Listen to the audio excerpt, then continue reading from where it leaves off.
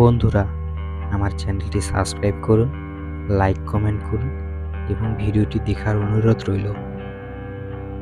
রাজু ছিলেন একজন যুবক, যিনি বেশ কিছুদিন ধরে একটি কৃষি প্রকল্পে কাজ করার চেষ্টা করেছিলেন, খুব একটা সফলতা ছাড়াই। তার প্রথম প্রচেষ্টা ব্যর্থ হওয়ার পর তিনি আত্মবিশ্বাস হারিয়ে ফেলেন এবং আর তাকাননি। তারপরে রাজু একটি নতুন উদ্যোগ দেখেন, যেখানে তিনি একটি প্রযুক্তি সংস্থা প্রতিষ্ঠা করতে চান এবং এই সময় তিনি অতীতের ব্যর্থতা থেকে শিক্ষা নেন, তার ভুল সম্পর্কে